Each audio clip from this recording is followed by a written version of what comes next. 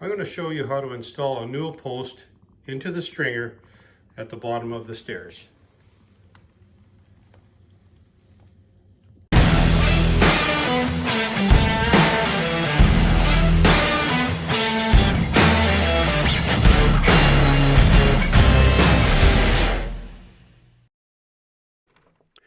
Connecting a newel post to the bottom of a staircase is a daunting task, especially the first time you do it. Lots of nail biting and head scratching involved, primarily because you're cutting into a perfectly good set of stairs with the hope of making it better. Generally, the newel post is centered on the stair stringer. Whether it's a closed or open stringer, the center of the stringer establishes the center line of the railing and the balusters. While I have installed posts into the floor joist by cutting a hole in the flooring plywood, through experience I have found that lag bolting the newel post onto the stringer provides sufficient strength. Often a concrete floor, in-floor heating, or ceramic tiles make going into the floor impractical or even impossible. For anyone tackling a stair or railing project, the Kaufman Stair Building Guide is a valuable resource.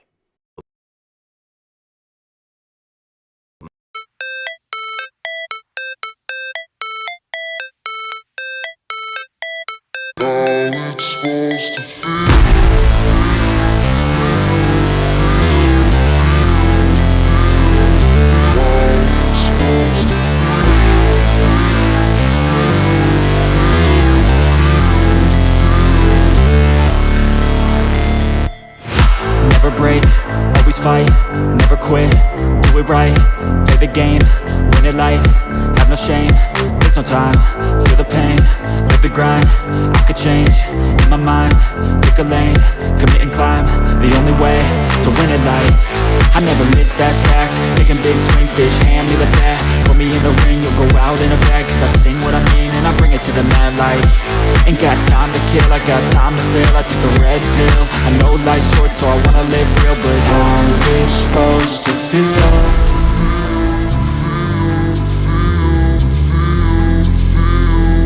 How's it supposed to feel?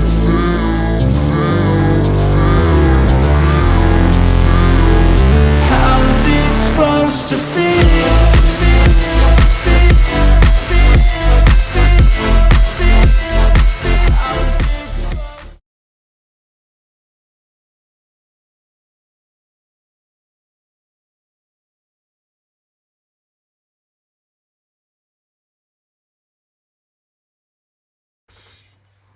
So what we're doing here is we're going to use a story pole to set the determine the height of our newel post and also mark where we're going to notch the newel post.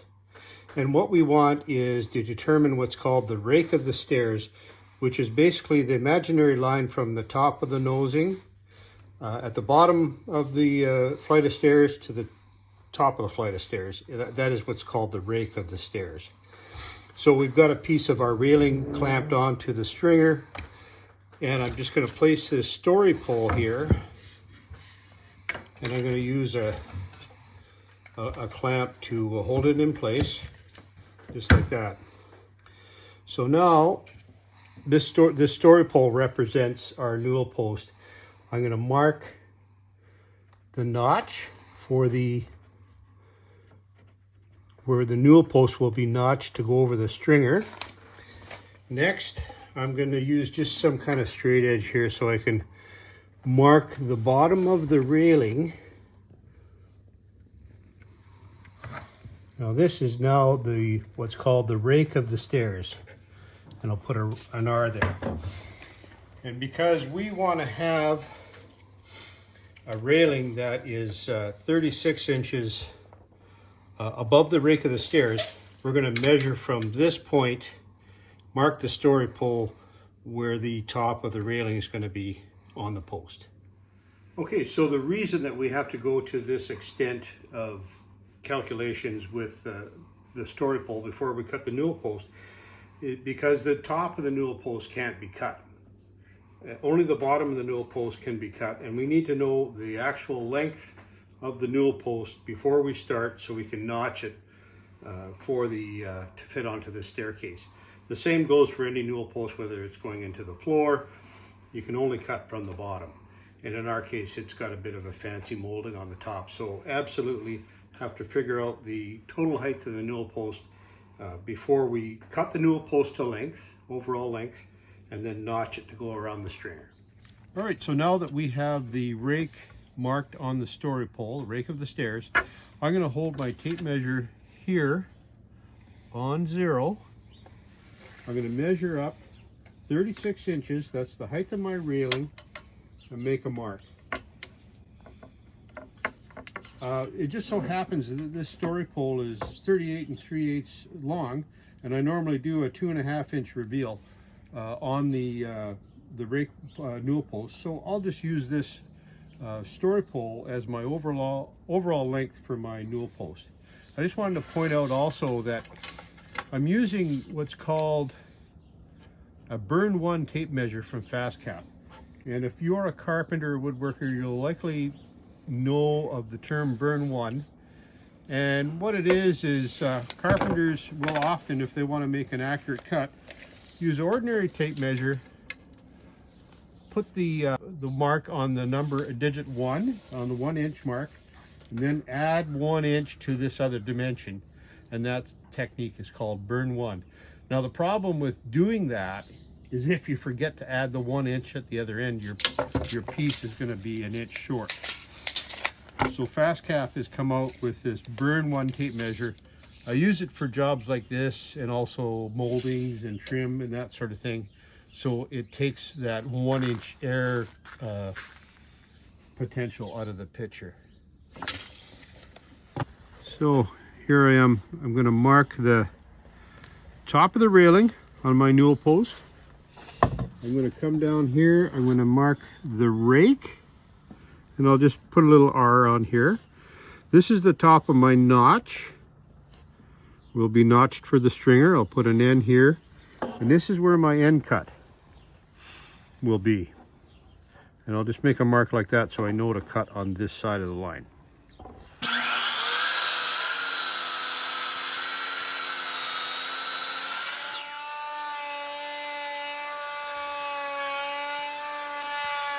All right, so now we're going to mark the notch in this newel post.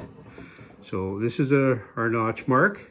I'm going to bring that across like so. Then we're going to mark the center of the newel post.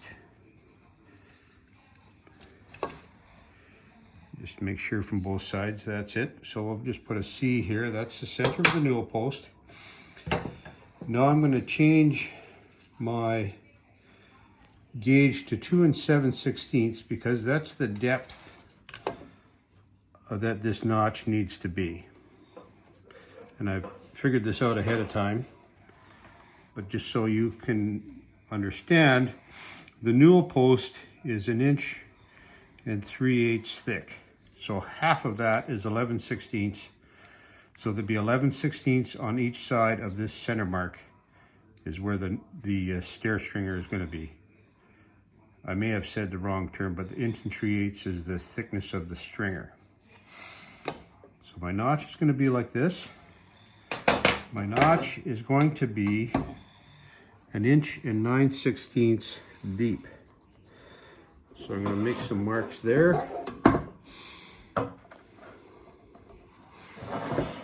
I'll continue my notch line here. This will be the top of the notch.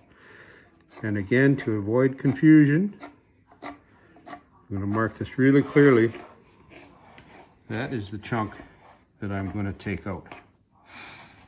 Now the other thing you can do is before you start cutting is actually move it over to the staircase and just make sure you haven't done it wrong, because it's really easy to mark the wrong side.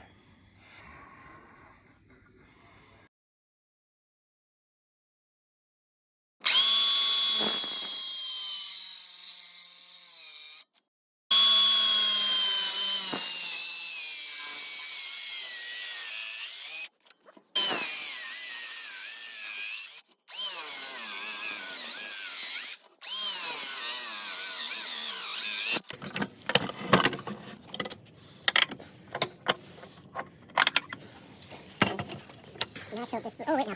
Yeah, okay.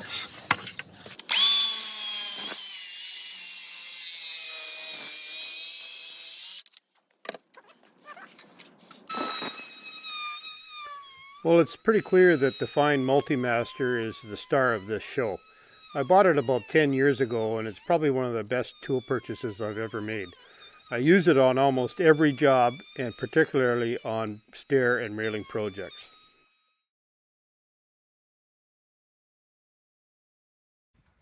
Alright, so we got this notch done. I'm going to see how this fits. Most of the time we have to rejig it a little bit, but it seems like it's fitting. Just check the plumb. So, well, that's relatively good there. And then this way we're really good. So that's a really good fit. When we put the glue and the lag bolt in here, we'll be able to adjust the plumb to exact just by the tension on the two lag bolts that go into the front here. All right, so I'm just going to mark roughly here for where I'm going to put my lag bolt into the stringer. I'll put one in this area here, and I'll put one down here somewhere. And those two lag bolts will give it lots of support. Again, they're spread out far enough that it should be really secure.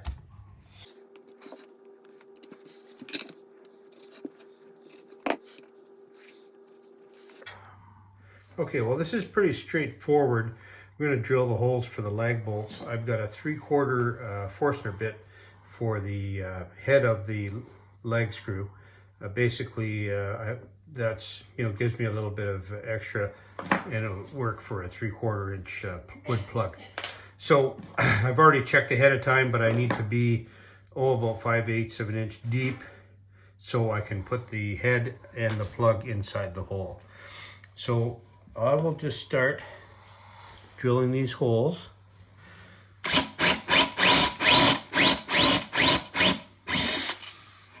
And one thing I will mention is when you have to drill various sizes of holes to do a lag bolt, start with your biggest hole first.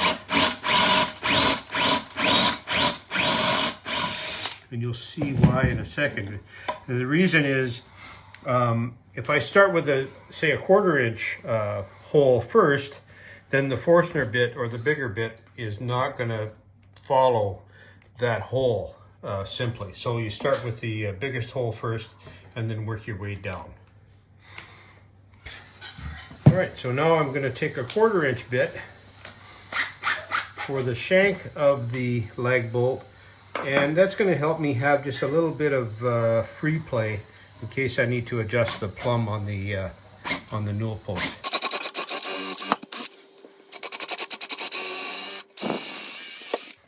There, we're done. Okay, now we'll take the newel post down and put it in place. All right, so we've got the post in place. I'm going to drill these pilot holes for the lag. I've got a piece of tape here so that I know how deep to put the drill bit.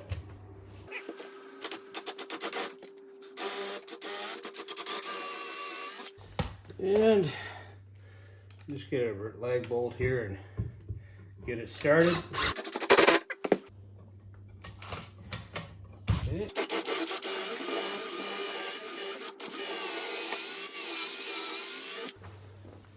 Yeah, all right. Yeah, it's right there.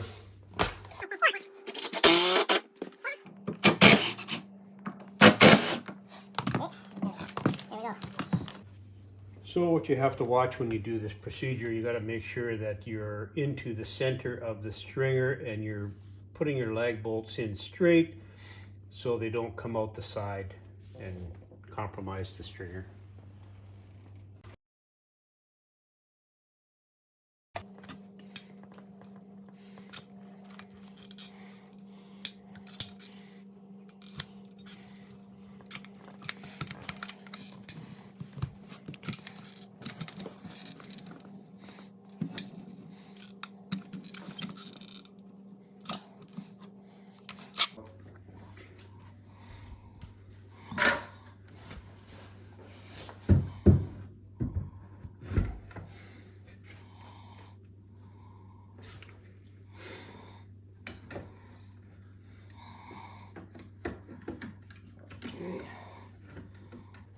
All right, when we put these lag screws, these are actually screws from U2 fasteners. We're going to adjust the plumb of the post both ways as we seat the lag bolts all the way in. So we should be able to get it almost 100% plumb or very close.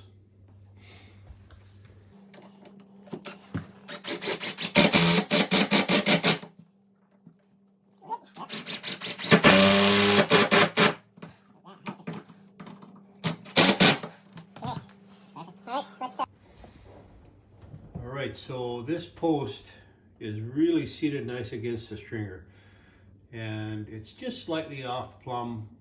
I'm going to make the executive decision to leave it the way it is because I really like how it's fitting at the stringer, and we'll just adjust our cut on our railing to make it fit real nice.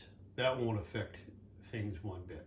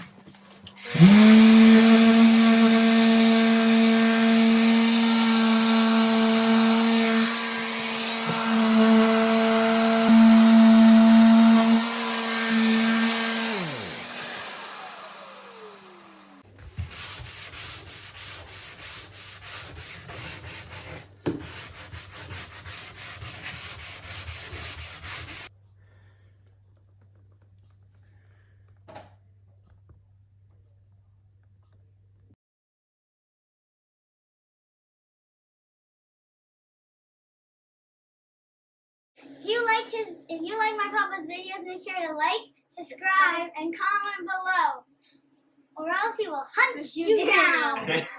Peace out. And then I'll say peace out. You can do that too. Peace out. How'd it go? Shooting people only. Get out. Okay, oh, sorry. I'm not done yet. I'm saying.